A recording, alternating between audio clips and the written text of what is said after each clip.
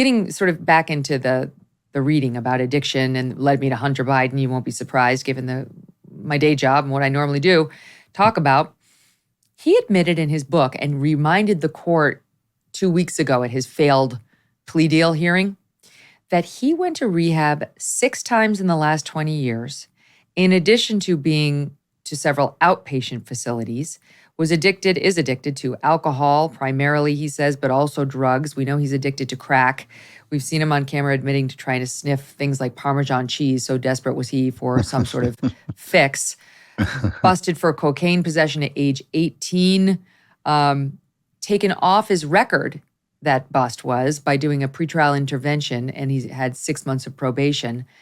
Interesting thought there for parents. Do you let the book get thrown at your 18-year-old in that moment just so it's, there's no intervention. It's the full penalty of the law, just so he feels the weight of it. I don't know. I'd love to say I'd do that. I don't know that I would, right? So when it's your own child.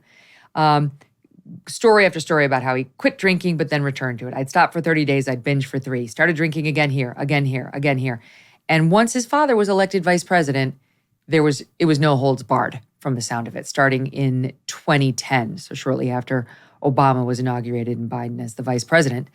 Now, he did continue trying rehab centers, including one in 2014 in Tijuana, Mexico, but then more booze, more drugs, in and out, stumbling, sliding, racing downhill. I could go down. He was presenting all this to the judge in connection with his attempt to get a plea deal and excuse his behavior on the taxes and the gun. My question in all of this, and I realize this is not, you may not be able to answer it with respect to Hunter in particular, but what kind of a sitting vice president, knowing full well, as all family members do, what an addiction like this is doing to a child, would allow said child to do business, calling him up, using his influence as the vice president of the United States, putting him on the phone with Ukrainian business dealers, going to dinner with them at Cafe Milano. This is a severe addict. And not only did he not stop Hunter from using his connections to make all of this rain, in Ukraine, in Russia, in Kazakhstan, I could go down the list. He helped. He was facilitating it. Miranda Devine of the New York Post posited on the show that was the goal all along. It was to line Joe Biden's pockets, not Hunter's. It was a Joe Biden operation. But what do you make of it as somebody who sees people this addicted all the time? Yeah, I tend to agree with Miranda Devine just intuitively. The narrative has been on the mainstream media that poor Hunter's got these issues, but they're divorced from Joe. Joe's just the poor, loving father who happens to have an addicted son. And yet, the more you look at this, the more you drill down into it in terms of the timeline and when things were happening and how these conversations were going on. And let's face it, it's come out now that Joe Biden has been dishonest from the start about never having spoken to his son about business, to now it feels like, rather than Hunter being the albatross around his father's neck, feels like Joe Biden's been an exploitative father. It feels like, again, I don't know this factually, but if you begin to connect some of the dots, it feels like, in spite of the fact that Hunter was severely addicted, his father was sending him out on these missions, that high stress missions, these money gathering operations that he was getting involved with Ukraine and China and Romania and the different Uzbekistans, the different despots that he was working with at the behest of his father. So rather than Joe Biden being the grieving father here, it feels like he's the exploitative father who is manipulating a not very well son. And again, I don't have great sympathy for Hunter, because once you've been exposed to recovery, it may not be your fault that you fall down the addiction rabbit hole like your sister did, but once you've been exposed to recovery, you do have, that is within your power to continue to walk that path. And so there's some personal responsibility that comes in with how you access recovery and treatment. And now, look, he's had several attempts at rehab over a couple of decades, but does his father keep putting him back in the firing line? We talk about addicts in early recovery slowly getting back into the workforce, the normal workforce, much less these black ops that he's doing in China or whatever else he was working with, Devin Archer or Bobolinsky or some of his other partners that have told us, laid out their playbook that this is what's been going on, influence peddling 101, while he was, days and weeks out of rehab. So To me, I it's think that's on Joe unbelievable. Biden, quite honestly. Yes, that as the like clear having thinking one. somebody in the family who was addicted to a drug. I understand that the rest of the family is constantly on edge.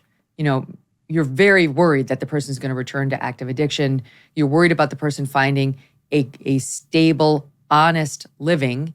And most of us would work to support a stable, honest living of said family member. And the last thing you would do was allow this person to be dealing with the Ukrainians and the Chinese and the Romanians and the Russians while you have such a sensitive position as the sitting vice president, not to mention you're bringing classified documents back to your home where he is in Delaware and elsewhere, just having him lay out once again, the scope of his addiction and how out of control it was during all the years that we're now being reminded of by James Comer, who's investigating this in the House. It just, to me, underscored how grossly irresponsible Joe Biden has been, irrespective of whether they prove a bribe or all the rest of it. Like, what responsible parent would do that? Irresponsible as a father and as a sitting vice president, right? Because he was irresponsible on both fronts. It'd be the equivalent, Megyn, as if you or I owned a restaurant and we had an alcoholic son, and the day they come out of rehab, we're going to put them to work behind the bar. And not understanding that there are going to be triggers, and that we should try to be more compassionate about, helping them have a softer, gentler landing back into the sober world. It seems like Joe was not concerned about that because he had other priorities. It seems like, based on the timelines of when he was doing these overseas missions, right out of treatment. So irresponsible as a father and grossly responsible as the sitting vice president. Oh my gosh, it's just so alarming. When you look back at it, it's just, God, could I come up with some good debate questions for Joe Biden? I mean, I wish so much they would let me have an interview with him or do a debate with him. And they would be fair. It wouldn't all be just a jugular excision. But these are questions you can ask based in fact. It doesn't have to speculate based on the FBI form or anything that Comer and his friends have found. It's about the actual decisions we know he made as the sitting vice president. And I'd love to hear some answers to these. I'll tell you who the unsung heroes of COVID are. Of course, the frontline workers, but also those business owners who hung in there and continued to pay their employees. If you stayed open and paid your people, you could be eligible for up to $26,000 per employee at covidtaxrelief.org. $26,000 per employee. It's not a loan. These are government funds that you do not have to pay back. All types of businesses, including nonprofits and churches, can be eligible. But you need to apply now because Congress may pull these funds. covidtaxrelief.org has helped tens of thousands of businesses just like yours and has secured over $500 million. Unlike others, they charge nothing, zero upfront. They do all the work and share a percentage of the cash they get you. You did the tough thing for your employees during COVID. Now let covidtaxrelief.org help you get up to $26,000 per employee. Visit covidtaxrelief.org, covidtaxrelief.org. Hey, thanks so much for watching. If you like what you just saw, hit the subscribe button for more clips and full episodes.